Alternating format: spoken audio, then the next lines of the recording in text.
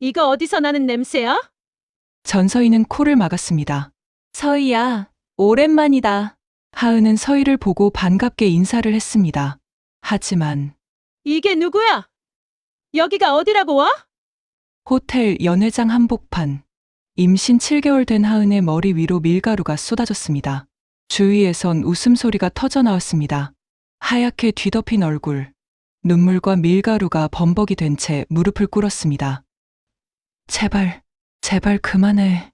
그때 연회장 문이 벌컥 열렸습니다. 낡은 앞치마를 두른 할머니가 뛰어들어왔습니다. 세아가, 할머니는 하은을 부둥켜 안았습니다. 너희들이 한 짓이야? 지금 너희들이 무슨 짓을 했는지 뼈저리게 후회하게 만들어 주마. 이 할머니 뭐라는 거니? 그때였습니다. 연회장 문이 열리며 수많은 경호원들이 쏟아져 들어왔습니다. 세아가한테 밀가루를 뿌려? 이젠 너희 차례다. 그럼 오늘의 이야기 시작하겠습니다. 구독과 좋아요 한 번만 눌러주시면 가족의 건강과 평화를 함께 기도드리겠습니다. 안녕하세요. 저는 올해 71살 김순자입니다. 서울 변두리 작은 골목에서 제과점을 운영하고 있습니다. 새벽 4시에 일어나 반죽을 하고 빵을 굽고 저녁 8시까지 가게를 지키는 게 제 하루입니다. 40년 넘게 그렇게 살아왔습니다. 사람들 눈에는 그냥 빵 굽는 할머니로 보였을 겁니다. 밀가루 냄새 밴 앞치마, 갈라진 손, 허리 굽은 늙은이. 그게 저였습니다. 그런 제게 세상에서 가장 소중한 사람이 있습니다. 며느리 하은이입니다. 그 애를 처음 만난 건 10년 전이었습니다. 매일 저녁 가게 문 닫을 시간에 오는 깡마른 여학생이 있었습니다. 할인 코너에서 제일 싼 빵만 골라 담는 아이였습니다. 어느 날 그 애 손을 봤습니다. 새빨갛게 트고 갈라진 손이었습니다. 아르바이트를 서너 개씩 뛰면서 학비를 버는 손이라는 걸 한눈에 알 수 있었습니다. 밥은 제대로 먹고 다니냐고 물었더니 그 애가 움찔하더라고요. 괜찮다고 했지만 눈이 거짓말을 하고 있었습니다. 저는 가게 안으로 들어가 팥빵이랑 우유를 들고 나왔습니다. 이거 먹어. 유통기한 다 된 거야. 아줌마, 저 돈 없어요. 돈 얘기 누가 했어? 어서 먹어. 그 애가 팥빵 한 입을 베어 물더니 갑자기 눈물을 뚝뚝 흘렸습니다. 어찌나 서럽게 우는지 제 가슴이 다 미어지더라고요. 왜 울어? 맛없어? 아니요. 너무 오랜만이라서요. 누가 뭘 챙겨주는 게. 부모님은 10살 때 교통사고로 돌아가셨다고 했습니다. 고아원에서 자랐다고요. 그 말을 듣는 순간 제 심장이 내려앉는 것 같았습니다. 그날 이후로 하은이는 매일 가게에 왔습니다. 저는 그 애에게 빵 만드는 법을 가르쳐 줬고 때로는 저녁밥도 같이 먹었습니다. 그러다 우리 아들 도연이가 그 애를 좋아하게 됐습니다. 처음엔 걱정했습니다. 하은이한테는 가족이 없잖아요. 세상이 어디 만만한가요? 고아 출신이라는 이유만으로 수군거리는 사람들이 있다는 걸 저도 알고 있었습니다. 그런데 도연이가 그러더라고요. 어머니, 하은이는 혼자 힘으로 여기까지 온 애예요. 부모 없이도 이렇게 착하게 큰 사람이 어디 있어요. 저는 그런 하은이가 좋아요. 그 말에 제 마음이 녹아내렸습니다. 결혼식 날 하은이가 저한테 안기며 울었던 게 아직도 생생합니다. 어머니, 저 태어나서 처음으로 가족이 생겼어요. 감사해요. 정말 감사해요. 그때 저는 속으로 다짐했습니다. 이 아이의 진짜 가족이 되어주자고. 세상에서 가장 든든한 엄마가 되어주자고. 그렇게 3년이 흘렀습니다. 하은이 뱃속에 우리 첫 손주가 자라고 있었습니다. 임신 7달째였습니다. 그날 아침은 여느 때와 다름없이 시작됐습니다. 새벽 4시. 가게에 불을 켜고 반죽을 시작했습니다. 밀가루 냄새가 가게 안가득 퍼졌습니다. 오전 11시쯤 됐을까요? 가게 문이 열리더니 익숙한 얼굴이 들어왔습니다. 어머니, 우리 며느리 하은이었습니다. 배가 남산만큼 불러온 몸으로 한 손에 봉투를 들고 있었습니다. 아이고, 이게 누구야? 하은아, 왜 왔어? 몸이 무거운데 여긴 왜 나와? 어머니, 이거요. 동창회 초대장이 왔어요. 하은이가 봉투에서 금색 테두리가 둘린 초대장을 꺼냈습니다. 고등학교 15주년 동창회, 올해의 성공인상 시상식이라고 적혀 있었습니다. 동창회, 가고 싶어? 하은이 표정이 좀 어두워지더라고요. 안 갈 거라면서 만삭인데 뭘 거기까지 가냐고요. 저는 그 말이 마음에 걸렸습니다. 하은이가 학교 다닐 때 외로웠다는 걸 알고 있었거든요. 부모 없는 아이라고 따돌림 당하고 도시락도 못 사와서 점심시간마다 혼자 밥 먹었다는 얘기를 들은 적이 있었습니다. 그래서 동창회가 내키지 않는 거겠지요. 하지만 저는 가보라고 권했습니다. 15년이면 사람도 변하고 생각도 변하잖아. 옛날 일은 옛날 일이고 지금은 지금이니까. 잘 살고 있는 모습 보여주고 오면 되는 거야. 하은이가 망설이다 고개를 끄덕였습니다. 저는 가게 구석에 넣어뒀던 봉투를 하나 꺼냈습니다. 며칠 전에 미리 사뒀던 원피스였습니다. 동창회 가는데 예쁘게 입고 가야 할 것 아니야. 연보라색 원피스였습니다. 만삭이어도 예쁘게 입을 수 있는 넉넉한 디자인으로 골랐습니다. 비싼 건 아니었지만 색깔이 하은이한테 잘 어울릴 것 같았거든요. 하은이가 봉투를 열어보더니 눈에 눈물이 그렁그렁 맺히더라고요. 어머니, 이런 걸 왜? 우리 며느리 예쁜 거 입고 다녀야지. 시장 할머니 며느리가 초라하면 되겠어. 하은이가 제 손을 꼭 잡았습니다. 어머니한테 어떻게 보답해야 할지 모르겠어요. 보답은 무슨? 우리 손주 건강하게 낳는 게 보답이야. 저녁 5시. 하은이가 연보라색 원피스를 입고 호텔로 향했습니다. 저는 가게에서 하은이를 배웅하며 왠지 모를 불안함을 느꼈습니다. 그냥 괜한 걱정이려니 했습니다. 뭐 얼마나 대단한 일이 있겠어요. 동창회가. 그런데 2시간 후 제 예감은 틀리지 않았습니다. 하은이가 도착한 곳은 서울 한복판에 있는 고급 호텔이었습니다. 로비에 들어서는 순간 화려한 샹들리에가 눈을 찔렀습니다.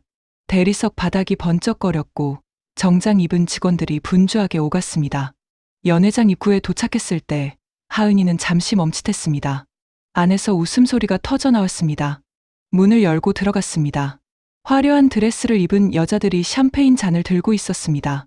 목에는 진주 목걸이, 손목에는 금시계, 손가락에는 다이아 반지가 번쩍였습니다. 하은이의 소박한 연보라색 원피스가 갑자기 초라해 보였습니다. 사람들의 시선이 하은이에게 쏠렸습니다. 쟤 뭐야? 임산부가 여긴 왜 와? 옷 좀 봐. 동대문에서 샀나? 수군거리는 소리가 귓가에 들려왔습니다. 그때 무대 위에서 날카로운 목소리가 울려 퍼졌습니다. 어머, 이게 누구야? 스포트라이트가 무대를 비췄습니다. 은색 스팽글 드레스를 입은 여자가 마이크를 들고 서 있었습니다. 목에는 다이아몬드 목걸이가 번쩍였고 손에는 금색 카드가 들려 있었습니다. 동창회장 전서희였습니다. 전서희는 고등학교 때부터 하은이를 괴롭혔던 아이였습니다. 부모 없는 애라고, 거지라고 점심시간마다 조롱했던 바로 그 아이였습니다. 전서희가 금색 카드를 흔들며 말했습니다. 여러분, 이거 아세요? 2천만 원짜리 귀빈 카드예요. 오늘 파티 비용 전부 제가 쏘는 거예요. 여러분은 평생 못 만져볼 거예요. 동창들이 환호했습니다. 서희야, 대박이다. 역시 우리 회장님. 전서희가 왕처럼 군림하며 인사를 받았습니다. 그러다 하은이를 발견했습니다. 그 순간 전서희의 눈빛이 싸늘하게 변했습니다. 마치 먹잇감을 발견한 맹수처럼요. 어머, 이하은, 야, 진짜 왔네.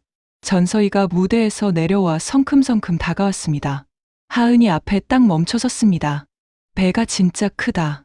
그거 진짜 네 남편 애 맞아? 연회장이 조용해졌습니다. 서희야, 오랜만이다. 하은이가 떨리는 목소리로 인사했습니다. 전서희가 코웃음을 쳤습니다. 오랜만이긴.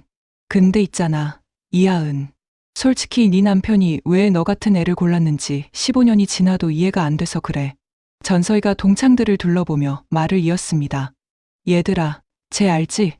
고등학교 때 점심시간마다 혼자 밥 먹던 애. 부모 없어서 도시락도 못 사왔잖아. 급식 먹으면서 눈치 보던 거 기억나?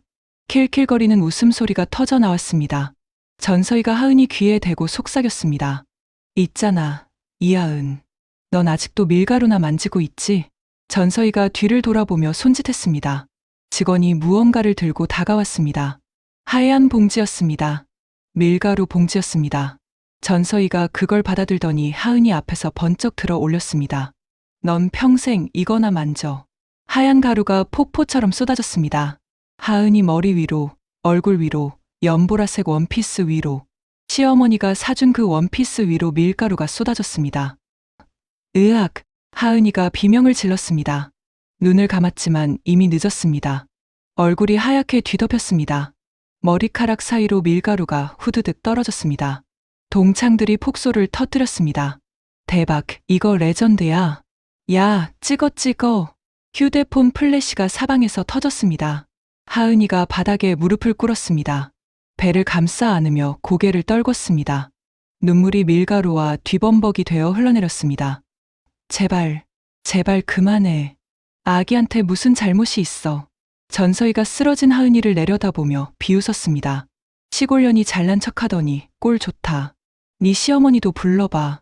빵 썩은 내 나는 할망구. 하은이가 떨리는 손으로 주머니에서 휴대폰을 꺼냈습니다. 전화를 걸었습니다.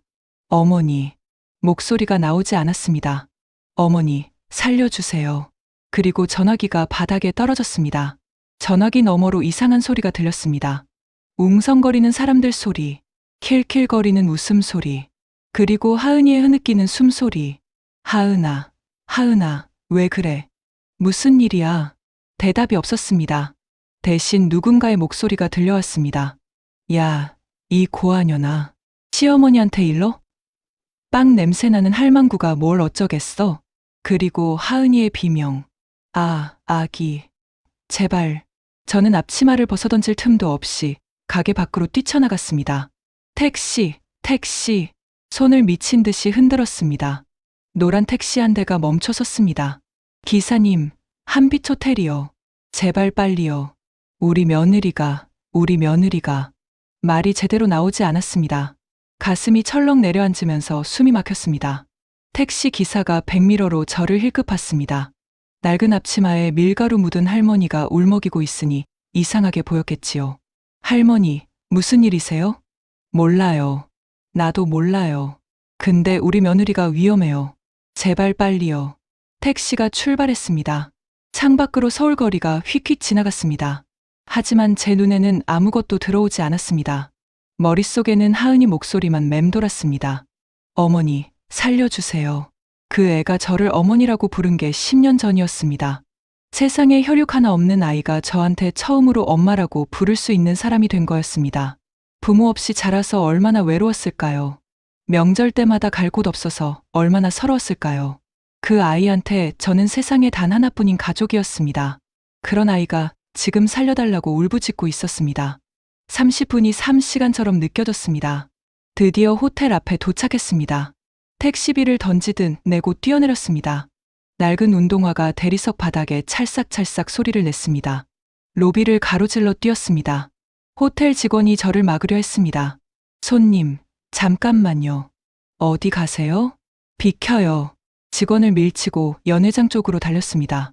복도 끝에서 웃음소리가 들렸습니다. 연회장 문 앞에 도착했습니다. 문을 벌컥 열었습니다. 그리고 저는 그 자리에 얼어붙었습니다. 연회장 한가운데 하은이가 바닥에 무릎을 꿇고 있었습니다. 온몸이 하얗게 밀가루에 뒤덮여 있었습니다. 제가 사준 연보라색 원피스가 하얗게 변해 있었습니다. 그 앞에 은색 드레스를 입은 여자가 서서 손가락질을 하고 있었습니다. 주변에는 화려하게 차려입은 사람들이 휴대폰을 들고 웃으며 촬영하고 있었습니다. 새아가, 저는 하은이에게 달려갔습니다. 하은이를 부둥켜 안았습니다. 밀가루가 제 앞치마에 묻었습니다. 하은이 몸이 부들부들 떨리고 있었습니다. 배를 감싸 쥔 손이 새파랗게 질려 있었습니다. 어머니. 하은이가 저를 보더니 더 서럽게 울었습니다. 어머니. 괜찮아. 엄마 왔어.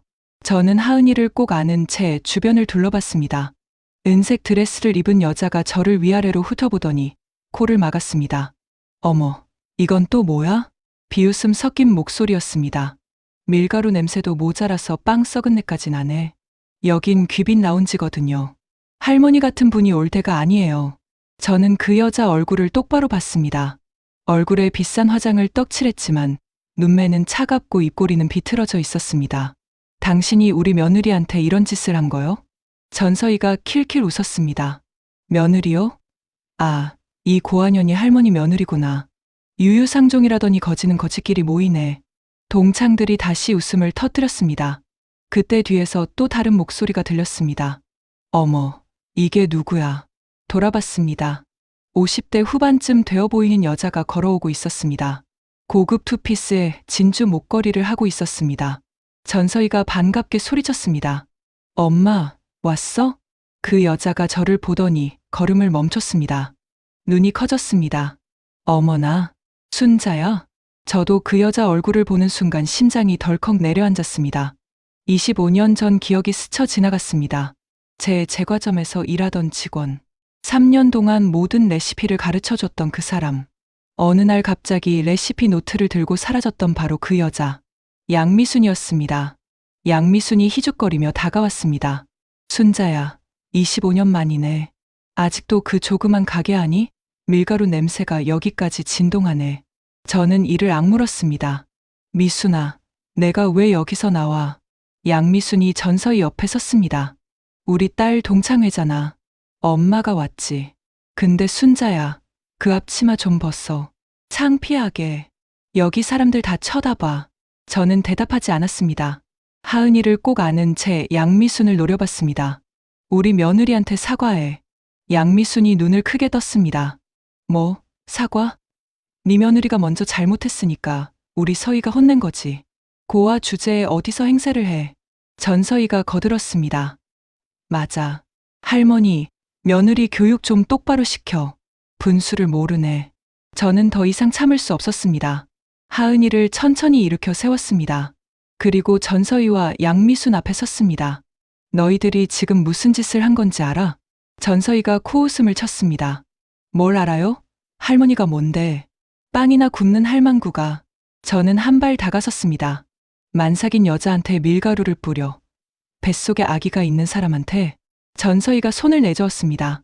에이, 밀가루 좀 뿌린 게 뭐 어때서. 원래 밀가루 만지던 년인데. 저는 주먹을 불끈 쥐었습니다. 너희들이 한 짓, 뼈저리게 후회하게 만들어주마. 양미순이 피식 웃었습니다.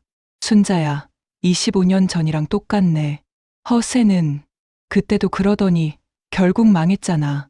지금도 그 조그만 가게에서 밀가루나 만지고 있으면서 뭘 어쩌겠다는 거야. 전서희가 손가락으로 저를 가리켰습니다. 할머니, 여기서 나가세요. 안 그러면 경비 부를 거예요. 거지는 거지답게 조용히 사세요. 저는 대답하지 않았습니다. 하은이 손을 꼭 잡았습니다. 세아가, 가자. 여기 더 있을 필요 없어. 하은이가 떨리는 목소리로 물었습니다. 어머니, 괜찮으세요? 저는 하은이를 바라보며 말했습니다. 괜찮아. 엄마가 다 해결할게. 그리고 돌아서려는 순간 양미순이 뒤에서 소리쳤습니다. 야, 김순자, 도망가. 25년 전처럼 또 도망가? 저는 멈췄습니다. 천천히 돌아봤습니다. 도망가는 거 아니야. 준비하러 가는 거야. 양미순이 비웃었습니다.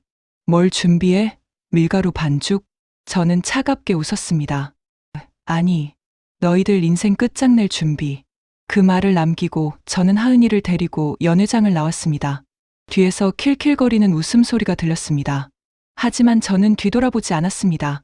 복도를 걸으며 하은이가 울먹였습니다. 어머니, 죄송해요. 제가 괜히 가서. 넌 잘못한 거 없어. 하나도 없어. 저는 하은이 어깨를 감싸 안았습니다. 저것들이 잘못한 거야. 그리고 저것들은 반드시 대가를 치를 거야. 하은이가 고개를 들어 저를 봤습니다. 어머니, 무슨 뜻이에요? 저는 대답 대신 하은이 이마에 묻은 밀가루를 털어줬습니다. 속으로 중얼거렸습니다. 양미순, 25년 전에 내가 뭘 훔쳐갔는지 기억하지? 그리고 이 호텔이 누구 땅 위에 서 있는지 알아? 곧 알게 될 거야. 호텔을 나와 택시를 잡았습니다. 하은이가 제 어깨에 기대어 울고 있었습니다. 밀가루가 묻은 머리카락이 눈물에 젖어 얼굴에 달라붙어 있었습니다. 어머니, 죄송해요.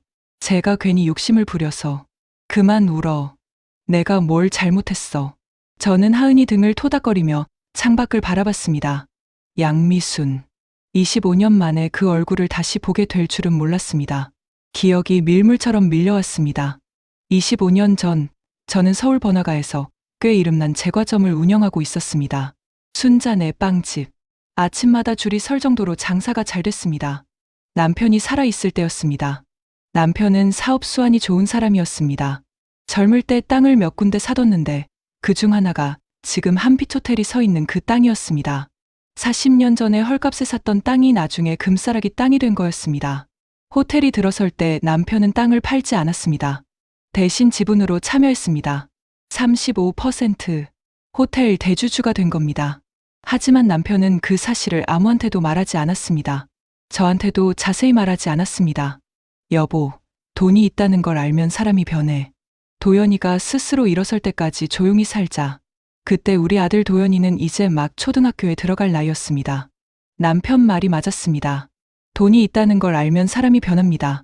가족도 변하고, 친구도 변하고, 세상 모든 관계가 변합니다. 그래서 우리는 조용히 살았습니다. 저는 제과점을 운영하고, 남편은 작은 무역 일을 했습니다. 누가 봐도 그냥 평범한 자영업자 부부였습니다. 그때 양미순이 나타났습니다. 26살 젊은 여자였습니다. 시골에서 올라와 갈 곳이 없다며 제과점 앞에서 울고 있었습니다. 저는 그 애를 직원으로 받아줬습니다. 3년 동안 모든 걸 가르쳐줬습니다. 반죽하는 법, 발효시키는 법, 빵 굽는 온도와 시간, 저만의 비법 레시피까지 전부 알려줬습니다. 미순이는 손재주가 좋았습니다. 배우는 것도 빨랐습니다. 저는 이 아이가 나중에 제 뒤를 이어 가게를 물려받으면 좋겠다고 생각했습니다. 그런데 어느 날 아침, 가게 문을 열었는데 이상했습니다. 레시피 노트가 없었습니다. 금고에 넣어둔 노트가 사라져 있었습니다.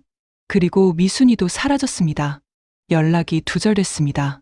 집에 가봤더니 이미 이사를 간 뒤였습니다. 한 달 뒤, 저는 신문에서 그 애를 봤습니다.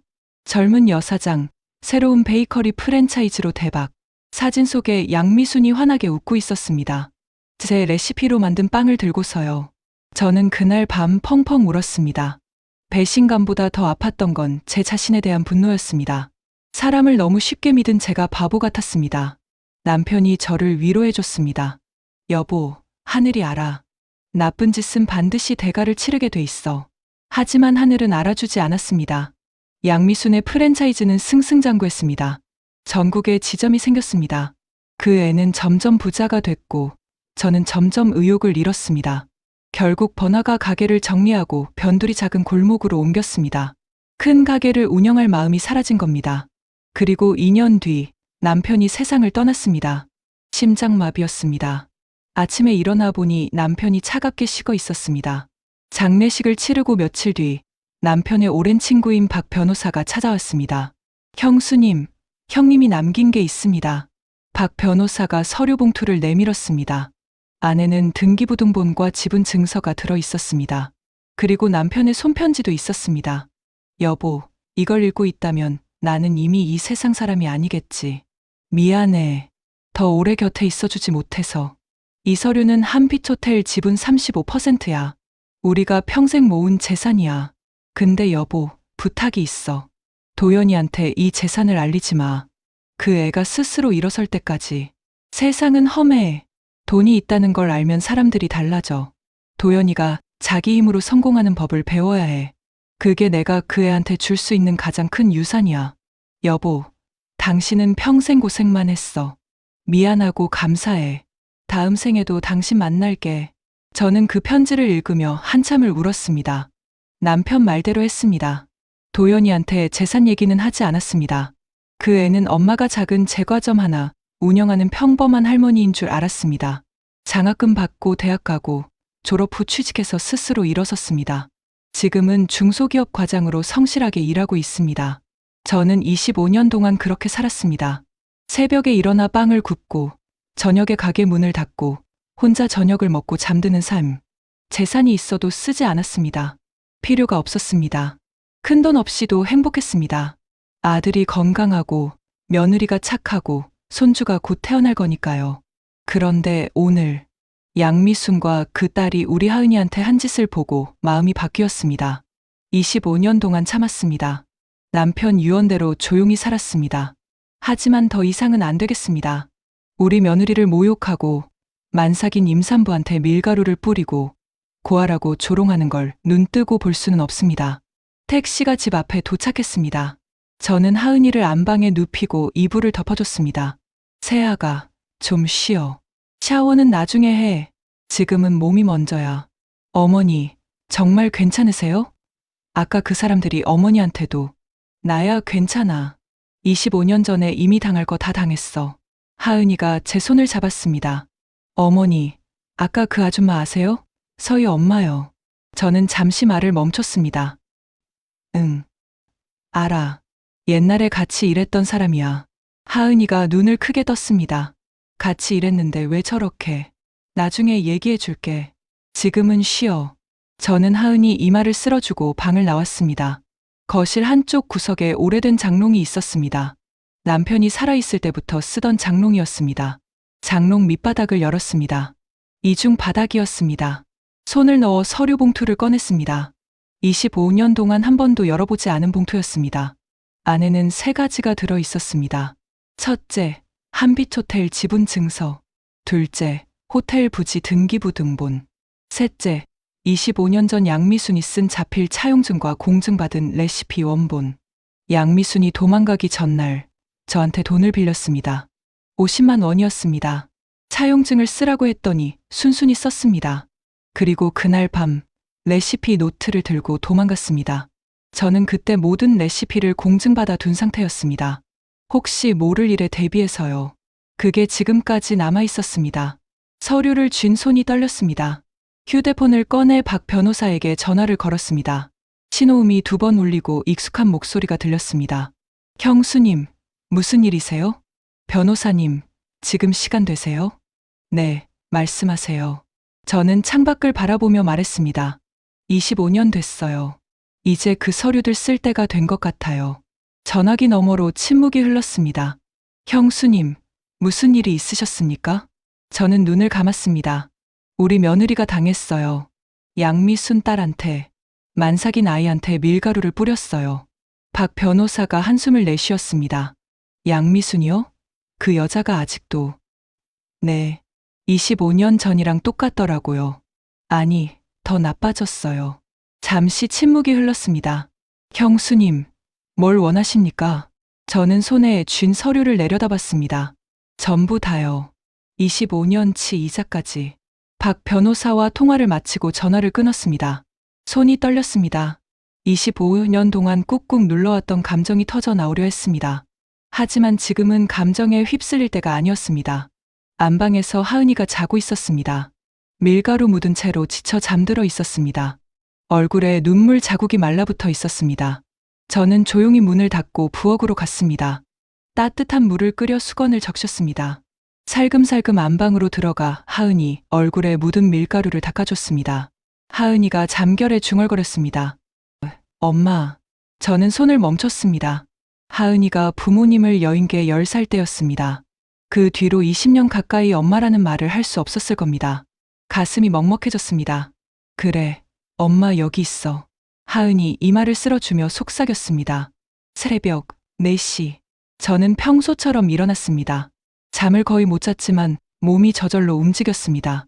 40년 넘게 새벽에 일어난 습관은 쉽게 바뀌지 않았습니다. 가게로 나가 불을 켰습니다. 반죽을 시작했습니다.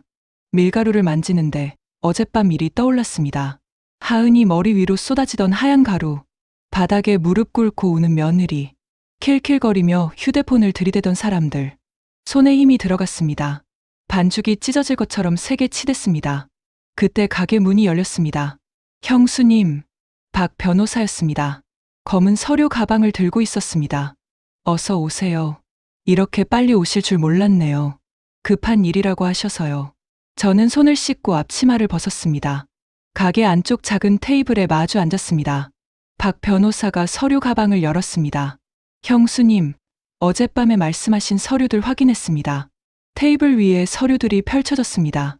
한빛호텔 지분 35%, 현재 시가로 환산하면 약 300억 원 정도 됩니다. 300억. 숫자가 실감이 나지 않았습니다. 저한테는 그냥 종이 위의 숫자일 뿐이었습니다. 그리고 호텔 부지 원소유권. 40년 전 형님이 매입하신 땅이 지금 호텔 부지의 핵심입니다. 등기부 등본에 명확하게 나와 있습니다. 박 변호사가 다른 서류를 꺼냈습니다. 마지막으로 형수님이 보관하고 계시던 레시피 공증 원본과 양미순의 자필 차용증입니다. 저는 그 서류를 내려다봤습니다. 25년 전 양미순의 삐뚤빼뚤한 글씨가 보였습니다. 금 50만 원을 김순자 씨에게 빌립니다. 갚겠습니다. 양미순. 그리고 그 옆에는 공증받은 레시피 원본이 있었습니다. 제가 25년 전에 직접 만든 모든 빵의 레시피가 담긴 노트였습니다. 형수님, 이 서류 드리면 충분합니다. 박 변호사가 말했습니다. 양미순이 운영하는 프랜차이즈, 그 모든 빵이 형수님 레시피를 도용한 겁니다. 영업비밀 침해죄로 고소할 수 있습니다. 25년치 매출에 대한 손해배상도 청구할 수 있고요. 저는 고개를 끄덕였습니다. 그것만으로는 부족해요. 박 변호사가 저를 바라봤습니다. 어젯밤에 그것들이 우리 며느리한테 한 짓이 있어요. 만삭인 임산부한테 밀가루를 뿌렸어요. 사람들 앞에서 무릎 꿇게 하고 조롱했어요. 저는 주먹을 꽉 쥐었습니다. 그것도 죄가 되나요? 박 변호사가 잠시 생각하더니 말했습니다. 모욕죄, 명예훼손죄로 고소할 수 있습니다. 다만 증거가 필요합니다. 증거요? 네. 영상이나 사진, 목격자 진술 같은 거요. 저는 어젯밤을 떠올렸습니다. 사람들이 휴대폰을 들고 찍고 있었습니다. 킬킬거리면서요. 그 사람들이 다 찍었어요. 휴대폰으로요. 박 변호사가 고개를 끄덕였습니다.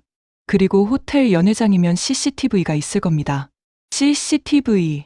그 말에 저는 눈이 번쩍 떠졌습니다. 변호사님, 한빛호텔 CCTV 영상을 받아올 수 있나요? 박 변호사가 피식 웃었습니다. 형수님이 대주주신데요. 당연히 받아올 수 있죠. 오전 10시. 저는 가게 문에 임시 휴업 안내문을 붙였습니다. 하은이가 일어나서 거실에 앉아 있었습니다. 얼굴이 많이 부어 있었습니다. 어머니, 가게는요? 오늘은 쉬어. 너도 나도. 저는 하은이 옆에 앉았습니다. 세아가, 어머니가 할 말이 있어. 하은이가 불안한 눈으로 저를 바라봤습니다. 무슨 말씀이세요? 저는 잠시 망설였습니다. 25년 동안 아무한테도 하지 않았던 말이었습니다. 아들한테도 하지 않았던 말이었습니다. 사실 어머니가 숨긴 게 있어. 하은이가 눈을 크게 떴습니다. 어머니가 작은 제과점만 하는 줄 알았지. 사실은 그게 다가 아니야. 저는 테이블 위에 서류를 펼쳐놓았습니다. 이게 뭔지 알아? 하은이가 서류를 들여다봤습니다. 글자를 읽더니 얼굴이 점점 굳어졌습니다. 한빛호텔 지분 증서 35%. 하은이가 저를 올려다봤습니다. 어머니, 이게 무슨... 어젯밤에 우리가 갔던 그 호텔 있잖아. 저는 창밖을 바라보며 말했습니다. 그 호텔이 서 있는 땅, 40년 전에 아버님이 사신 거야. 어머니가 대주주야. 하은이 입이 떡 벌어졌습니다. 네. 그리고 어젯밤에 그 여자들 있잖아. 전서희랑 양미순. 저는 하은이 손을 잡았습니다. 25년 전에 양미순이 어머니 제과점에서 일했어. 3년 동안 모든 걸 가르쳐 줬어. 레시피도, 기술도, 전부 다. 하은이가 숨을 죽이며 들었습니다. 근데 그 여자가 어느 날 레시피 노트를 들고 도망갔어. 그걸로 프랜차이즈를 만들었고, 지금 그 딸이 이어받은 거야. 하은이 눈에 눈물이 맺혔습니다. 어머니, 그런 일이. 그래. 25년 동안 참았어. 아버님 유언대로 조용히 살았어. 저는 하은이 손을 꼭 쥐었습니다. 근데 이제는 못 참겠어. 우리 며느리한테 그런 짓을 하는 걸 눈 뜨고 볼 수는 없어. 그때 초인종이 울렸습니다. 문을 열었더니 박 변호사가 서 있었습니다. 표정이 심각했습니다. 형수님, 문제가 생겼습니다. 무슨 문제요? 박 변호사가 휴대폰을 내밀었습니다. 화면에 인터넷 기사가 떠 있었습니다. 동창회장의 난입한 치매 할머니 화재. 기사 사진에는 어젯밤 연회장 사진이 있었습니다. 낡은 앞치마를 두른 제가 소리치는 모습이었습니다. 전서희가 인터넷에 올렸습니다. 형수님을 치매 노인으로 몰고 있어요. 저는 기사를 읽어 내려갔습니다. 70대 할머니가 동창회에 난입해 행패를 부렸습니다. 자기가 호텔 주인이라고 주장하며 난동을 피웠습니다. 치매 증상으로 보입니다. 댓글이 수백 개 달려 있었습니다. 불쌍하다.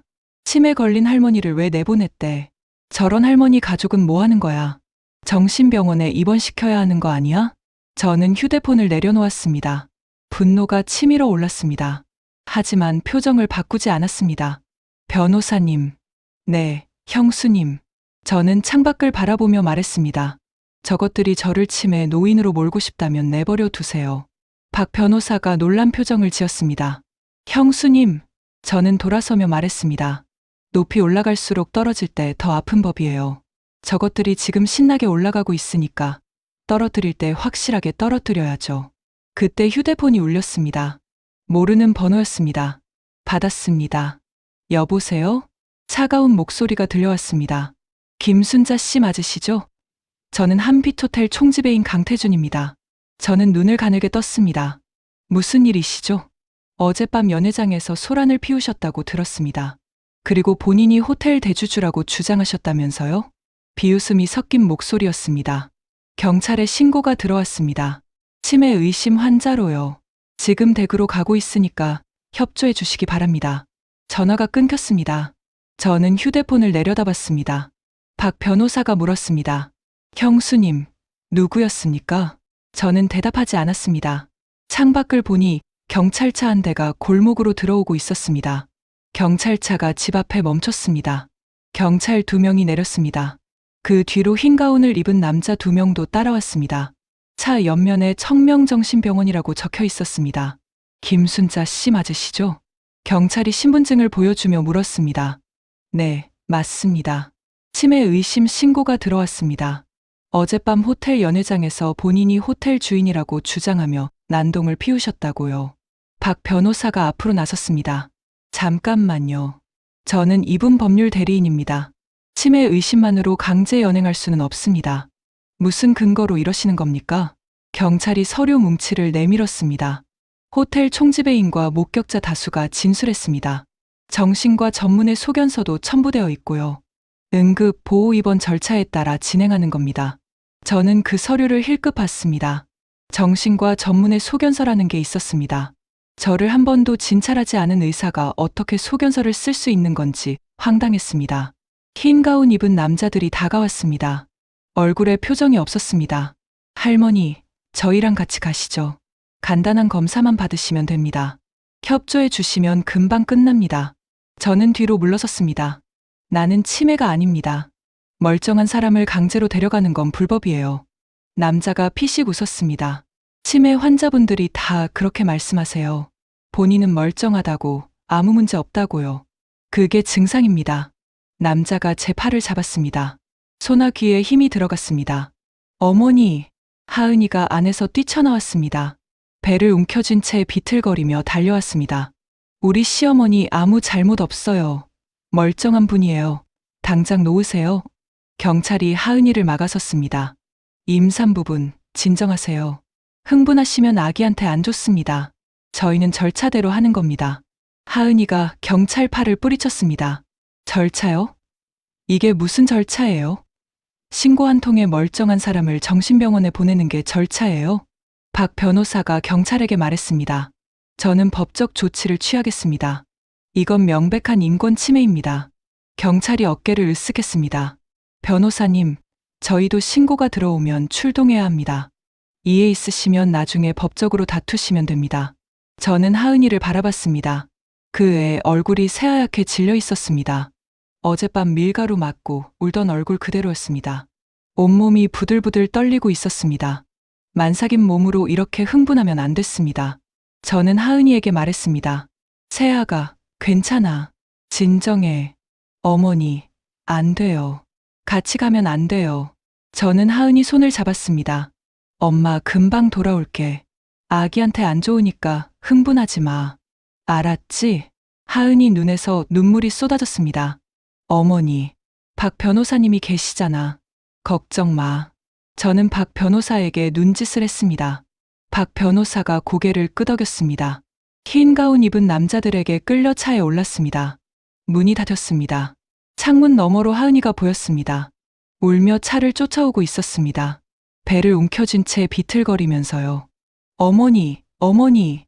차가 출발했습니다. 하은이 모습이 점점 작아졌습니다. 저는 눈을 감았습니다. 양미순, 전서희, 그리고 강태준. 그것들이 짜고 친 거였습니다. 저를 치매 노인으로 만들어서 입을 막으려는 거였습니다. 하지만 그것들은 몰랐습니다. 제가 누군지를.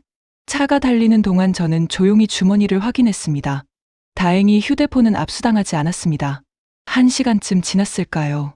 차가 멈췄습니다. 창밖으로 건물이 보였습니다. 청명정신병원. 하얀 건물에 철창 달린 창문들이 줄지어 있었습니다. 차에서 내렸습니다. 소독약 냄새가 코를 찔렀습니다. 로비를 지나 복도를 걸었습니다. 하얀 벽, 형광등 불빛, 어딘가에서 들려오는 웅얼거리는 소리. 간호사가 저를 병실로 안내했습니다. 할머니, 여기서 며칠만 계시면 됩니다. 검사 결과 나오면 퇴원하실 수 있어요. 병실 문이 닫혔습니다.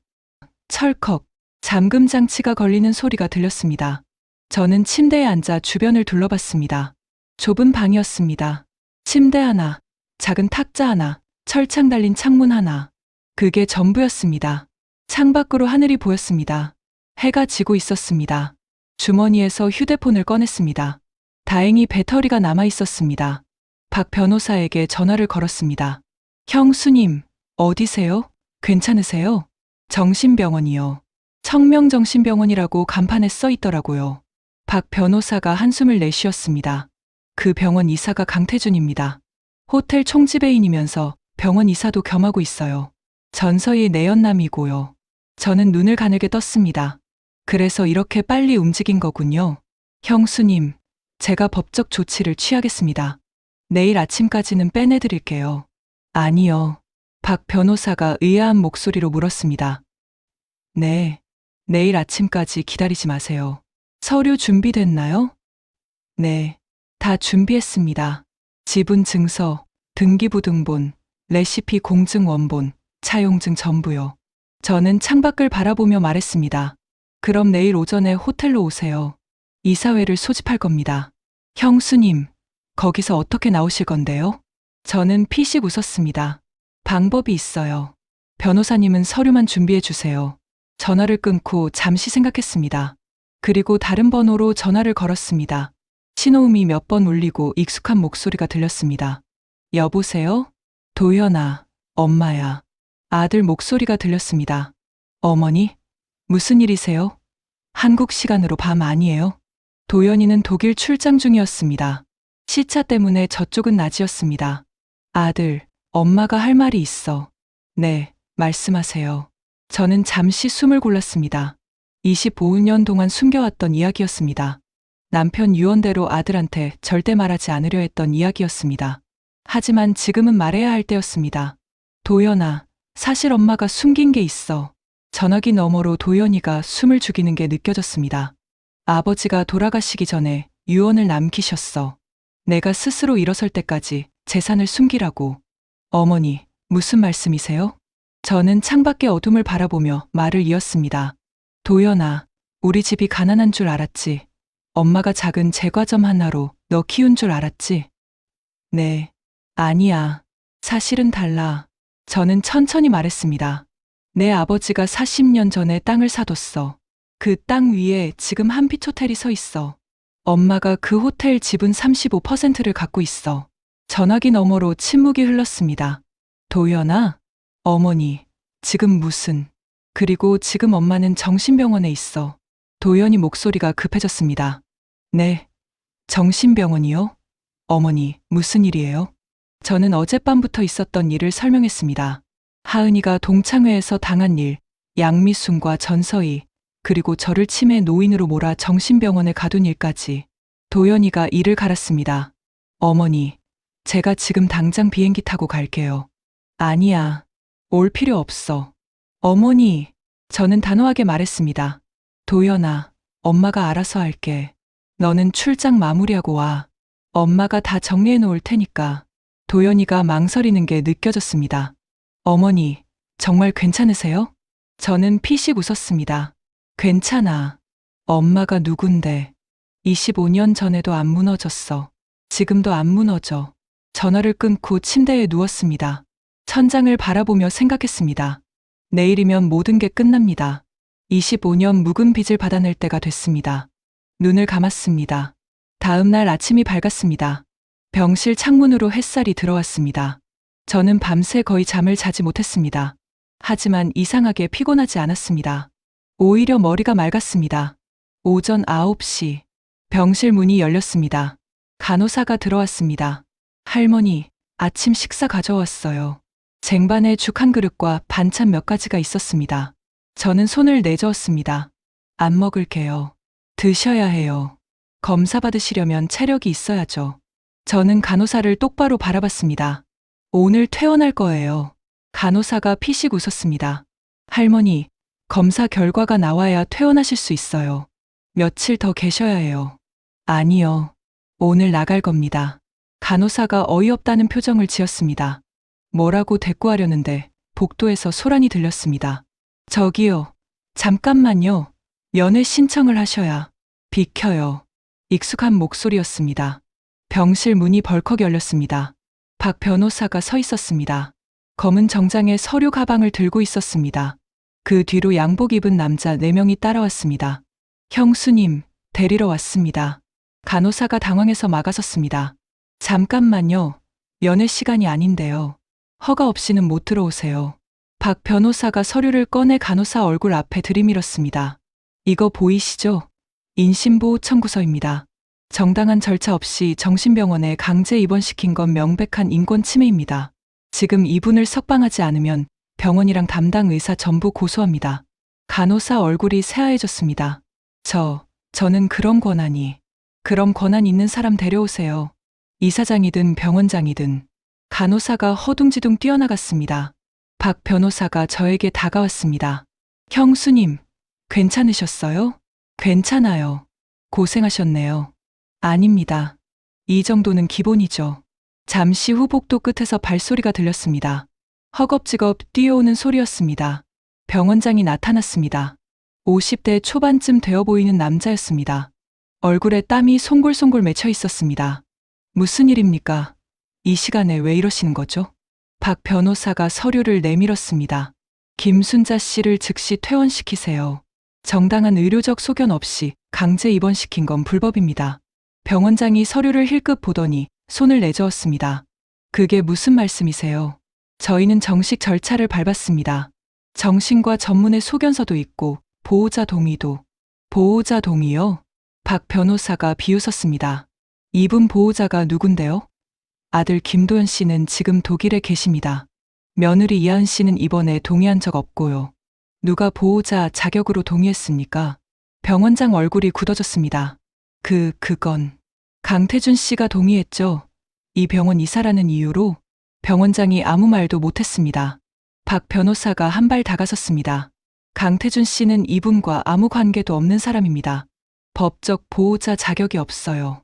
그런 사람 말만 듣고 멀쩡한 노인을 정신병원에 가뒀다. 이거 형사 고발감입니다. 병원장 다리가 후들거리는 게 보였습니다. 저는 위에서 시키는 대로 했을 뿐. 위에서요? 강태준 이사가 시켰다는 거죠? 병원장이 고개를 끄덕였습니다. 박 변호사가 제게 말했습니다. 형수님, 나가시죠. 저는 침대에서 일어났습니다. 병실을 나와 복도를 걸었습니다. 간호사들이 고개를 숙였습니다. 병원장은 벽에 기대어 서 있었습니다. 얼굴이 종이장처럼 하얗게 질려 있었습니다. 병원 밖으로 나오니 햇살이 눈부셨습니다. 검은색 승용차가 기다리고 있었습니다. 박 변호사가 문을 열어줬습니다. 한빛호텔로 가시죠. 차에 올랐습니다. 차가 출발했습니다. 창밖으로 거리가 지나갔습니다. 사람들이 바쁘게 걸어가고 있었습니다. 박 변호사가 서류 가방을 열었습니다. 형수님, 서류 전부 준비했습니다. 테이블처럼 펼쳐진 가방 위에 서류들이 정리되어 있었습니다. 지분 증서, 등기부등본, 레시피 공증 원본, 양미순 자필 차용증. 그리고 어젯밤 호텔 연회장 CCTV 영상도 확보했습니다. 저는 눈이 번쩍 떠졌습니다. CCTV요? 네. 호텔 보안팀장이 협조해줬습니다. 형수님이 대주주시하는 걸 알려주니까 바로 넘겨주더라고요. 박 변호사가 태블릿을 꺼내 영상을 보여줬습니다. 화면에 연회장이 보였습니다. 전서희가 밀가루 봉지를 들고 있었습니다. 하은이 머리 위로 하얀 가루가 쏟아졌습니다. 사람들이 웃으며 휴대폰을 들이대는 모습도 선명하게 찍혀 있었습니다. 그 다음 장면에서는 제가 등장했습니다.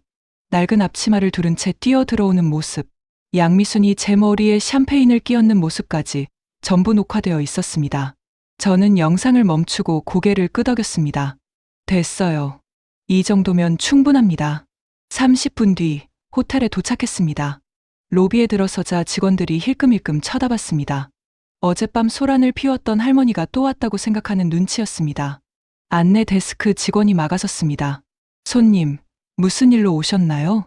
박 변호사가 앞으로 나섰습니다. 총지배인 강태준 씨 어디 있습니까? 총지배인님은 바쁘셔서.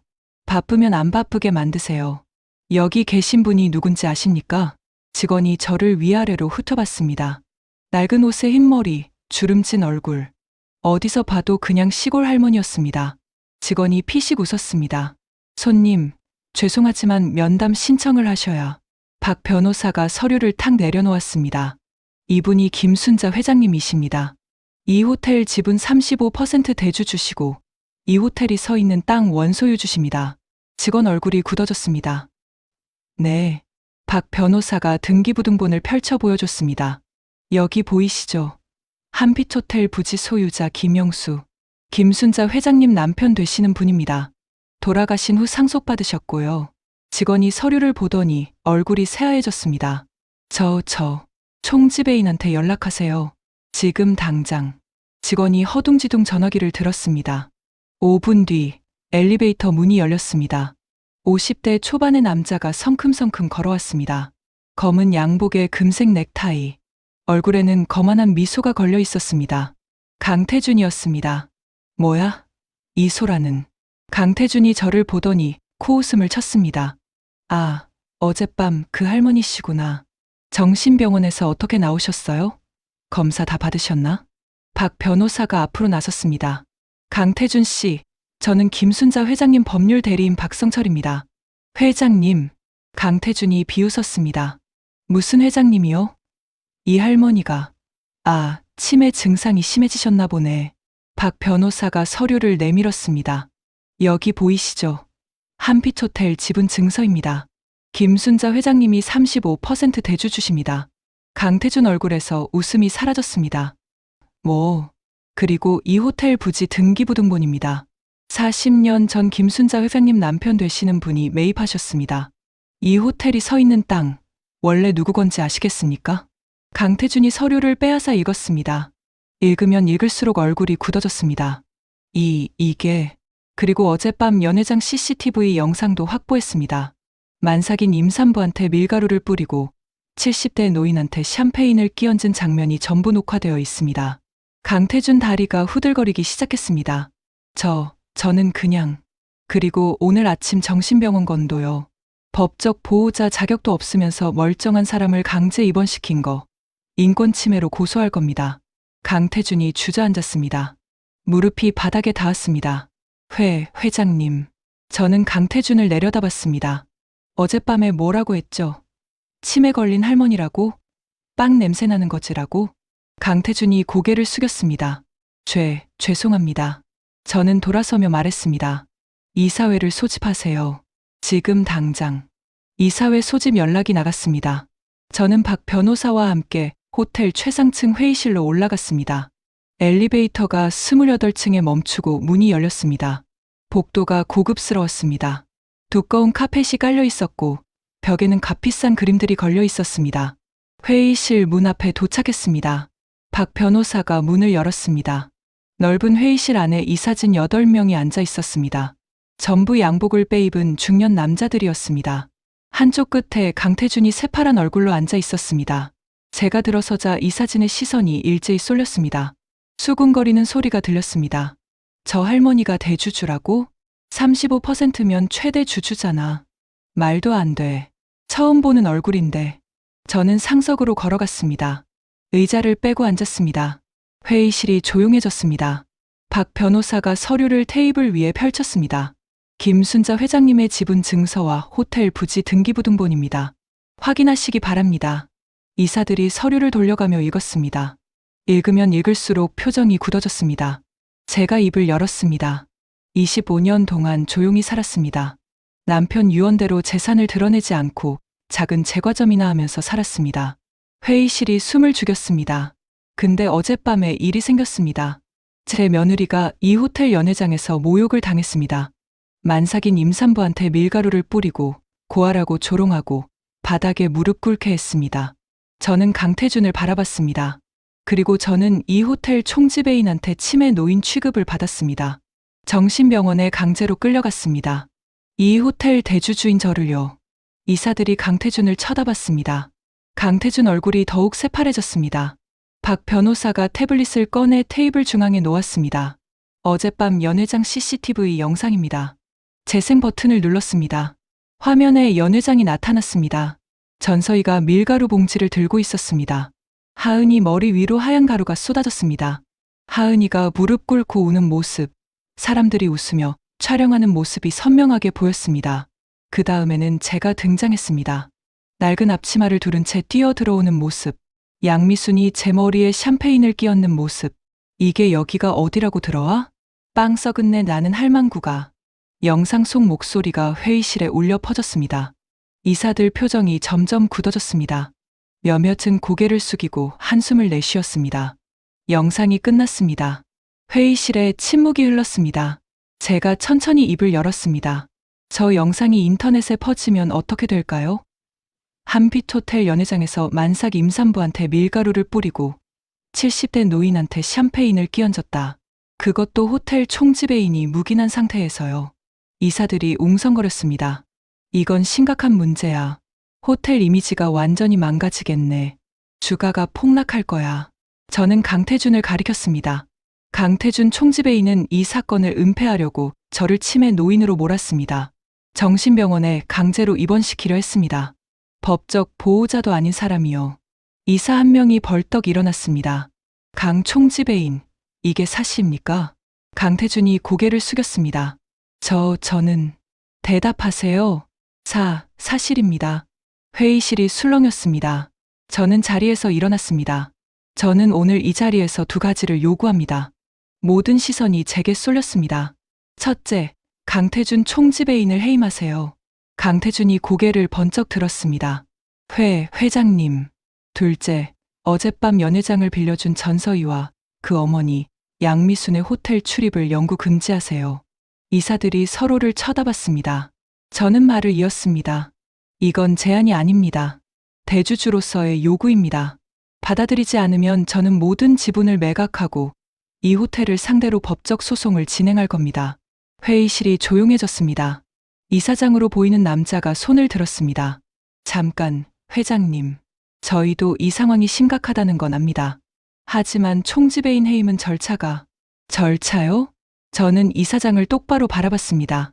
저를 정신병원에 보낼 때는 절차 없이 하더니 총지배인 해임할 때는 절차가 필요하다고요? 이사장이 입을 다물었습니다. 저는 테이블을 손바닥으로 탁 쳤습니다. 지금 당장 표결하세요. 잠시 침묵이 흘렀습니다. 이사장이 헛기침을 했습니다. 그럼 표결하겠습니다. 강태준 총지배인 해임안에 찬성하시는 분은 손을 들어주세요. 하나, 둘, 셋. 손이 올라가기 시작했습니다. 8명 중 7명이 손을 들었습니다. 가결되었습니다. 강태준이 털썩 의자에 주저앉았습니다. 얼굴이 흙빛으로 변했습니다. 이럴 수가. 저는 강태준을 내려다봤습니다. 어젯밤에 뭐라고 했죠? 치매 걸린 할머니라고? 정신병원에나 가라고? 강태준이 바닥을 보며 아무 말도 못했습니다. 이제 누가 정신 차려야 하는지 알겠어요? 회의실 문이 열렸습니다. 호텔 보안팀장이 들어왔습니다. 회장님, 연회장에 사람들이 모여 있습니다. 저는 고개를 돌렸습니다. 사람들이요? 네. 어젯밤 동창회에 왔던 분들이 다시 모였습니다. 전서희 씨가 불렀다고 합니다. 긴급 모임이라면서요.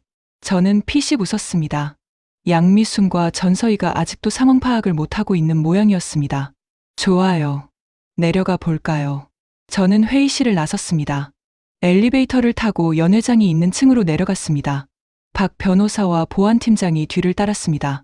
연회장 앞에 도착했습니다. 문 앞에 호텔 경호원들이 대기하고 있었습니다. 저를 보더니 일제히 고개를 숙였습니다. 회장님. 저는 고개를 끄덕이고 문을 열었습니다. 연회장 안에 사람들이 모여 있었습니다. 어젯밤과 비슷한 얼굴들이었습니다. 화려한 드레스, 번쩍이는 보석, 샴페인 잔. 그리고 한가운데 전서희와 양미순이 서 있었습니다. 전서희가 저를 보더니 눈을 크게 떴습니다. 뭐야? 이 할머니 또 왔어. 어제 정신병원 갔다면서? 양미순이 코웃음을 쳤습니다. 아이고, 순자야. 정신병원에서 도망쳐 나왔어. 경비가 허술하네. 사람들이 킬킬거렸습니다. 저는 아무 말 없이 연회장 안으로 들어갔습니다. 뒤에서 경호원 수십 명이 우르르 따라 들어왔습니다. 사람들 웃음이 멈췄습니다. 전서희 얼굴이 굳어졌습니다. 뭐야? 저는 전서희 앞에 멈춰 섰습니다. 어젯밤에 뭐라고 했지? 빵 썩은 내 나는 할망구. 전서희가 뒤로 물러섰습니다. 가까이 오지 마. 저는 손을 들었습니다. 경호원 한 명이 앞으로 나왔습니다. 손에 가위가 들려 있었습니다. 그 금색 카드 있지? 2천만 원짜리라고 자랑하던 거. 전서희가 더듬거리며 가방에서 카드를 꺼냈습니다. 경호원이 그 카드를 받아들었습니다. 싹둑. 금색 카드가 두 쪽이 났습니다. 전서희 얼굴이 새하얘졌습니다. 내 카드. 저는 차갑게 말했습니다. 오늘부로 내 귀빈 자격은 정지야. 그리고 이 호텔 출입도 영구 금지야. 전서희가 발악했습니다. 뭐야? 이게 무슨 짓이야? 네가 뭔데? 저는 전서희를 똑바로 바라봤습니다. 내가 뭐냐고? 이 호텔 대주주야. 그리고 이 호텔이 서 있는 땅 주인이기도 하고. 연회장이 술렁였습니다. 뭐라고? 저 할머니가 대주주라고? 말도 안 돼. 양미순 얼굴도 새파랗게 질렸습니다. 순자야. 네가 무슨. 저는 양미순을 향해 돌아섰습니다. 미순아, 25년 전 얘기 좀 할까? 연회장이 조용해졌습니다. 사람들이 숨을 죽이고 저를 바라봤습니다. 전서희는 잘린 카드 조각을 바닥에 떨어뜨린 채 멍하니 서 있었습니다. 저는 양미순 앞으로 천천히 걸어갔습니다. 미순아, 25년 전 기억나? 양미순이 뒤로 물러섰습니다. 무슨 소리야. 25년 전이 뭐 어쨌다고. 기억 안 나? 내 제과점에서 3년 동안 일했잖아. 내가 모든 걸 가르쳐줬잖아. 양미순 얼굴이 굳어졌습니다. 그건. 저는 말을 이었습니다. 반죽하는 법, 발효시키는 법, 빵 굽는 온도와 시간. 내가 평생 연구한 레시피까지 전부 알려줬어. 넌 내 제자였어. 아니, 딸처럼 여겼어. 연회장 사람들이 웅성거렸습니다. 양미순이 손을 내저었습니다. 야, 김순자, 옛날 얘기 꺼내서 뭐 어쩌겠다는 거야. 증거라도 있어? 저는 박 변호사를 돌아봤습니다. 박 변호사가 서류 가방에서 봉투를 꺼냈습니다. 여기 있습니다. 봉투에서 두 장의 서류가 나왔습니다. 첫 번째는 누렇게 바랜 종이었습니다. 삐뚤빼뚤한 손글씨가 적혀 있었습니다. 이건 25년 전 양미순 씨가 쓴 자필 차용증입니다. 50만 원을 김순자 씨에게 빌린다고 적혀 있습니다. 양미순 얼굴이 새하얘졌습니다. 그건. 박 변호사가 두 번째 서류를 들어 올렸습니다. 그리고 이건 25년 전 공증받은 레시피 원본입니다. 김순자 회장님이 직접 만드신 모든 빵의 레시피가 담겨 있습니다. 공증 날짜가 양미순 씨가 도망가기 석 달 전입니다. 연회장이 술렁였습니다. 저는 양미순을 똑바로 바라봤습니다. 넌 그날 밤 이 레시피 노트를 들고 도망갔어. 그리고 그걸로 프랜차이즈를 만들었지. 전국에 지점을 냈고, 네, 딸한테 물려줬고. 전서희가 소리쳤습니다. 거짓말이야. 우리 엄마가 그럴 리 없어. 저는 전서희를 돌아봤습니다. 내가 그렇게 자랑하던 그 빵들 있잖아. 시그니처 메뉴라고 광고하던 것들. 전부 내 레시피야. 내 엄마가 훔쳐간 내 레시피로 만든 거야. 전서희 얼굴이 일그러졌습니다. 아니야. 그럴 리가. 양미순이 다가왔습니다. 순자야, 우리 옛날 일은 옛날 일이잖아. 25년이나 지났는데 뭘 이제 와서. 25년이 지났으니까 괜찮다고? 저는 양미순 말을 끊었습니다. 넌 내 레시피를 훔쳐서 25년 동안 장사했어. 그동안 번 돈이 얼마야? 수십억, 수백억? 양미순이 아무 말도 못했습니다. 박 변호사가 앞으로 나섰습니다. 영업비밀 침해죄는 공소시효가 있습니다. 하지만 민사상 손해배상은 다릅니다. 25년간의 매출에 대해 손해배상 청구가 가능합니다. 양미순 다리가 후들거리기 시작했습니다. 그게 무슨. 그리고 어젯밤 일도 있습니다. 박 변호사가 태블릿을 꺼냈습니다. 만삭인 임산부에게 밀가루를 뿌린 것, 70대 노인에게 샴페인을 끼얹은 것, 전부 CCTV에 녹화되어 있습니다. 모욕죄, 폭행죄, 명예훼손죄로 형사 고소할 겁니다. 전서희가 비명을 질렀습니다. 뭐라고? 형사 고소. 저는 전서희를 바라봤습니다. 어젯밤에 뭐라고 했지? 고아년이라고? 시골년이라고? 바닥에 엎드려 있는 게 어울린다고? 전서희가 뒤로 물러섰습니다. 그건 그냥 장난으로. 장난? 저는 한 발 다가섰습니다. 만삭인 여자한테 밀가루를 뿌리는 게 장난이야? 70평생 살면서 그런 장난은 처음 봤다. 전서희가 울먹이기 시작했습니다. 나는 그냥. 그때 연회장 문이 열렸습니다. 경찰 4명이 들어왔습니다. 전서희 씨, 양미순 씨 맞으시죠? 양미순이 버럭 소리쳤습니다. 뭐야? 경찰은 또 왜 와? 경찰이 서류를 내밀었습니다. 사기죄, 영업비밀 침해죄, 모욕죄, 폭행죄, 불법 감금, 교사죄로 고소가 접수되었습니다. 함께 가주셔야겠습니다. 전서희가 발악했습니다. 싫어. 나 안 가. 나 전서희야. 베이커리 대표라고. 경찰이 전서희 팔을 잡았습니다. 조용히 협조해 주시기 바랍니다. 나라고. 전서희가 발버둥 쳤습니다. 하지만 소용없었습니다. 철컥. 수갑이 전서희 손목에 채워졌습니다. 연회장 사람들이 휴대폰을 꺼내 촬영하기 시작했습니다. 어젯밤 하은이를 촬영하던 바로 그 사람들이었습니다. 양미순도 수갑이 채워졌습니다.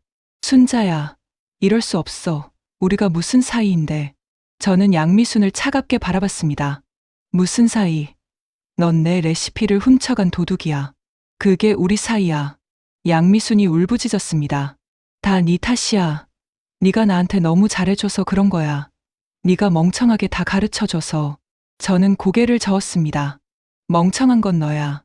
25년 동안 들킬 일 없다고 생각했지. 세상에 영원한 비밀은 없어. 경찰이 양미순과 전서희를 끌고 나갔습니다. 전서희가 끌려가면서 소리쳤습니다. 엄마 때문이야. 엄마가 훔쳤다며. 왜 나한테 말 안 했어? 양미순이 맞받아쳤습니다. 닥쳐. 네가 잘난 척하면서 동창회 연다고 해서 이렇게 된 거잖아. 다 내 욕심 때문이야. 모녀가 서로 소리 지르며 연회장을 빠져나갔습니다. 연회장에 남은 사람들이 웅성거렸습니다. 세상에, 저게 뭐야? 레시피를 훔쳤다고? 전서인의 빵이 전부 도둑질한 거였어? 저는 그 소리들을 뒤로하고 연회장을 나왔습니다. 복도에 하은이가 서 있었습니다. 박 변호사가 데려온 모양이었습니다. 어머니, 하은이가 달려왔습니다. 저를 부둥켜 안았습니다. 어머니, 괜찮으세요? 정신병원에서. 괜찮아. 다 끝났어. 저는 하은이 등을 토닥거렸습니다. 하은이가 울먹였습니다. 어머니, 죄송해요. 저 때문에 이런 일이. 무슨 소리야. 내가 뭘 잘못했어. 저는 하은이 얼굴을 두 손으로 감쌌습니다. 저것들이 잘못한 거야. 넌 아무 잘못 없어. 알았지? 하은이가 고개를 끄덕이며 눈물을 흘렸습니다. 저는 창밖을 바라봤습니다. 해가 지고 있었습니다. 노을이 하늘을 붉게 물들이고 있었습니다. 25년이었습니다. 25년 동안 참았습니다. 남편 유언대로 조용히 살았습니다. 하지만 오늘 드디어 빚을 받았습니다. 저는 하은이 손을 잡고 호텔을 나섰습니다. 그로부터 일주일이 지났습니다. 저는 가게에서 평소처럼 빵을 굽고 있었습니다. 새벽 4시에 일어나 반죽을 하고 오븐에 빵을 넣고 손님을 맞이하는 일상이 돌아왔습니다. 하은이가 가게로 들어왔습니다. 어머니, 뉴스 보셨어요? 무슨 뉴스? 하은이가 휴대폰을 내밀었습니다. 화면에 뉴스 기사가 떠 있었습니다. 유명 베이커리 프랜차이즈 대표 25년간 레시피 도용 혐의로 구속. 기사에는 전서희 얼굴이 크게 실려 있었습니다. 법원에 들어가는 모습이었습니다. 얼굴을 가리려고 했지만 기자들 카메라에 다 찍혀 있었습니다. 저는 기사를 읽어 내려갔습니다. 전서희 대표는 어머니 양미순 씨와 함께 25년 전 타인의 레시피를 도용해 프랜차이즈 사업을 시작한 혐의를 받고 있다. 피해자 측은 공증받은 레시피 원본과 자필 차용증을 증거로 제출했으며 검찰은 영업비밀 침해죄와 사기죄를 적용해 구속영장을 청구했다. 기사 아래로 댓글이 수천 개 달려 있었습니다. 저 빵집 자주 갔는데 충격이네요. 도둑질한 레시피로 돈 벌었다고? 소름 끼쳐. 피해자 할머니가 불쌍하다. 25년을 참으셨네. 전서희 얼굴 기억해둬야겠다. 사기꾼. 하은이가 휴대폰을 내렸습니다. 어머니, 이거 보세요. 또 있어요. 다른 기사가 떠 있었습니다. 베이커리 대표의 명품, 절반 이상이 짝퉁으로 판명. 기사를 읽었습니다. 구속된 전서희 대표가 소유한 명품 가방과 보석류가 압수되어 감정을 받은 결과 절반 이상이 모조품인 것으로 드러났다. 2천만 원짜리라고 자랑하던 귀빈카드도 실제로는 한도가 200만 원에 불과한 일반 카드였던 것으로 밝혀졌다. 저는 피식 웃었습니다. 2천만 원짜리 카드가 200만 원이었다고? 하은이가 고개를 끄덕였습니다. 허세였던 거예요. 전부 다. 저는 반죽을 치대며 말했습니다. 그것들이 그렇지 뭐. 겉만 번지르르 하고 속은 텅 비어 있었던 거야. 하은이가 옆에 앉았습니다. 어머니, 강태주는요? 그 호텔 총지배인이요. 그것도 뉴스에 나왔더라. 저는 어제 본 기사를 떠올렸습니다. 강태준도 구속됐습니다. 뇌물수수죄, 직권남용죄, 불법 감금 교사죄가 적용됐습니다. 호텔 총지배인 직위는 물론이고 정신병원 이사 직위도 박탈당했습니다. 그 사람은 전서희의 내연남이었습니다. 전서희가 시키는 대로 저를 정신병원에 가두려 했던 겁니다. 대주주인 줄도 모르고요. 어머니, 하은이가 조심스럽게 물었습니다. 재판은 언제예요? 다음 달에 첫 공판이래. 저는 반죽을 오븐에 넣으며 말했습니다. 박 변호사가 다 준비하고 있어. 우리는 그냥 기다리면 돼. 하은이가 고개를 끄덕였습니다. 한 달이 지났습니다. 재판 결과가 나왔습니다. 전서희는 징역 6년을 선고받았습니다. 영업비밀 침해죄, 사기죄, 모욕죄, 폭행죄가 전부 인정됐습니다. 양미순은 징역 4년을 선고받았습니다. 주범은 양미순이었지만 나이와 건강 상태가 참작된 거였습니다. 강태주는 징역 3년을 선고받았습니다. 뇌물수수죄와 직권남용죄, 불법 감금 교사죄가 적용됐습니다. 재판이 끝난 날, 저는 법원 앞에 서 있었습니다. 전서희와 양미순이 호송차에 실려 나왔습니다. 수갑을 찬 채로요. 전서희가 저를 봤습니다. 얼굴이 푹 꺼져 있었습니다. 화려하던 화장도 없었고 번쩍이던 보석도 없었습니다. 할머니, 전서희가 울먹였습니다. 제발요. 한 번만 봐주세요. 제가 잘못했어요. 저는 대답하지 않았습니다. 양미순이 옆에서 소리쳤습니다. 순자야, 우리가 무슨 사이인데. 25년 전에 같이 일했잖아. 제발. 저는 양미순을 바라봤습니다. 미순아, 25년 전에 내가 뭐라고 했는지 기억나? 양미순이 입을 다물었습니다. 넌 도망가면서 쪽지 하나 남기고 갔어. 거기 뭐라고 썼는지 알아? 저는 25년 전 기억을 떠올렸습니다. 미순이가 남긴 쪽지에는 딱 한 줄이 적혀 있었습니다. 언니, 미안해요. 근데 나도 살아야 해요. 넌 나를 이용하고 버렸어. 25년 동안 내 레시피로 돈을 벌면서 단 한 번도 미안하다고 연락 안 했어. 저는 돌아서며 말했습니다. 이게 그 대가야. 호송차가 출발했습니다. 전서희와 양미순이 창문 너머로 저를 바라봤습니다. 점점 작아지다가 사라졌습니다. 하은이가 다가왔습니다. 어머니, 괜찮으세요? 저는 하늘을 올려다봤습니다. 구름 한 점 없는 맑은 하늘이었습니다. 괜찮아. 이제 진짜 끝났어. 저는 하은이 손을 잡았습니다. 집에 가자. 오늘 저녁은 맛있는 거 해먹자. 하은이가 눈물을 글썽이며 웃었습니다. 네, 어머니. 그날 저녁, 저는 오랜만에 마음 편히 밥을 먹었습니다. 25년 동안 가슴에 묻어뒀던 응어리가 풀리는 것 같았습니다. 남편이 살아있었다면 뭐라고 했을까요? 아마 이렇게 말했을 겁니다. 여보, 수고했어. 이제 편하게 살아. 저는 창밖을 바라보며 혼잣말을 했습니다. 여보, 나 잘했지? 대답은 없었습니다. 하지만 괜찮았습니다. 이제 진짜 편해질 수 있을 것 같았습니다. 3년이 지났습니다. 저는 여전히 새벽 4시에 일어납니다. 가게에 불을 켜고 반죽을 하고 빵을 굽습니다. 40년 넘게 해온 일이니까요. 달라진 게 있다면 가게가 조금 커졌다는 겁니다. 박 변호사가 손해배상금으로 가게를 넓히라고 했습니다. 양미순네 프랜차이즈에서 받아낸 배상금이 수십억 원이었습니다. 하지만 저는 그 돈 대부분을 장학재단에 기부했습니다. 부모 없이 자라는 아이들을 위한 장학재단이었습니다. 하은이 같은 아이들이 밥 굶지 않고 학교 다니고 꿈을 키울 수 있도록요. 가게는 딱 2칸만 늘렸습니다. 손주가 뛰어놀 공간이 필요했거든요. 할머니! 가게 문이 열리며 작은 아이가 뛰어들어왔습니다. 3살배기 손주준이었습니다. 하은이를 빼다 박은 얼굴이었습니다. 까만 눈망울이 반짝반짝 빛났습니다. 준아, 뛰다가 넘어져. 안 넘어져요. 준이 튼튼해요. 준이가 제 무릎에 매달렸습니다. 저는 준이를 안아 올렸습니다. 우리 준이 오늘 뭐 먹을래? 팥빵이요. 팥빵. 또 팥빵이 제일 맛있어요. 할머니가 만든 팥빵. 저는 웃으며 준이를 카운터 의자에 앉았습니다. 오븐에서 갓 구운 팥빵을 꺼내 접시에 담았습니다. 준이가 팥빵을 한 입 베어 물더니 눈을 감았습니다. 맛있다. 하은이가 가게로 들어왔습니다. 앞치마를 두르고 있었습니다. 어머니, 제가 준이 데리러 왔어요. 또 먼저 뛰어왔죠? 괜찮아. 우리 준이가 할머니 보고 싶었나 보지. 하은이가 웃으며 준이 머리를 쓰다듬었습니다. 3년 전 하은이는 건강한 아들을 낳았습니다. 그 아이가 준이입니다.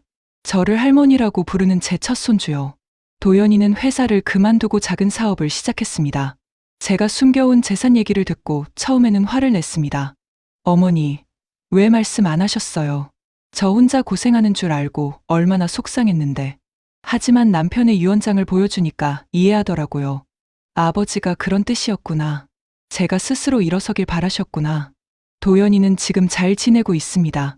작은 회사지만 착실하게 키워나가고 있습니다. 오후 3시쯤 됐을까요? 가게 앞에 작은 좌판이 보였습니다. 호떡을 파는 좌판이었습니다. 좌판 앞에 여자가 서 있었습니다. 야윈 얼굴에 푹 꺼진 눈. 3년 전과는 완전히 다른 모습이었습니다. 전서희였습니다. 전서희는 작년에 가석방으로 출소했습니다. 4년형을 받았지만 모범수로 1년 일찍 나온 거였습니다. 출소 후 갈 곳이 없었던 모양입니다. 프랜차이즈는 망했고 집도 차도 전부 압류당했으니까요. 그래서 재래시장에서 호떡을 팔기 시작했습니다. 하필이면 제 가게 바로 옆자리에서요. 처음에는 저를 피했습니다. 눈도 안 마주치려고 했습니다. 당연하겠지요. 자기가 무슨 짓을 했는지 아니까요. 저는 그냥 내버려뒀습니다. 굳이 말을 걸지도 쫓아내지도 않았습니다.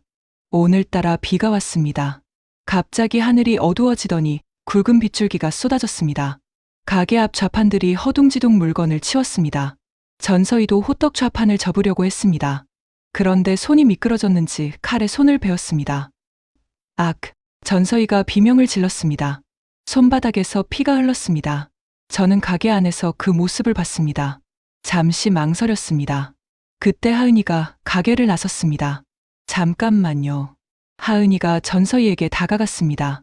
손에 구급상자를 들고 있었습니다. 전서희가 움찔했습니다. 뭐야. 하은이가 전서희 손을 잡았습니다. 상처 부위를 소독하고 밴드를 붙여줬습니다. 전서희가 떨리는 목소리로 물었습니다.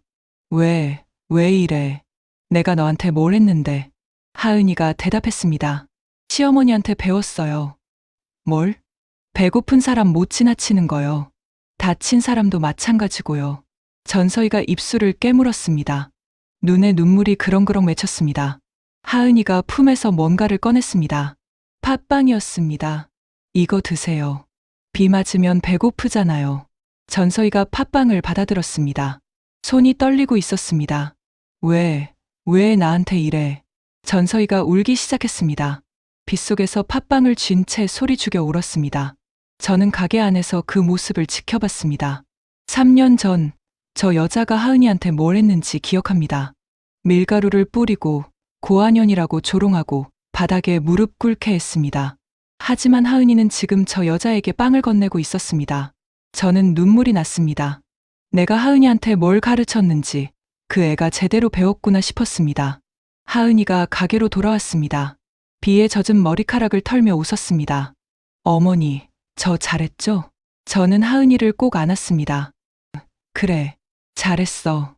우리 하은이 잘했어. 하은이가 제 어깨에 얼굴을 묻었습니다. 어머니가 가르쳐 주신 거예요. 어머니가 저한테 그랬잖아요.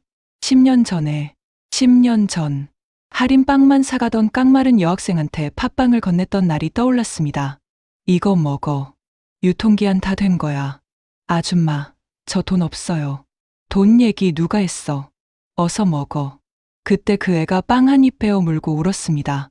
너무 오랜만이라서요. 누가 뭘 챙겨주는 게. 저는 하은이 머리를 쓸어주며 말했습니다.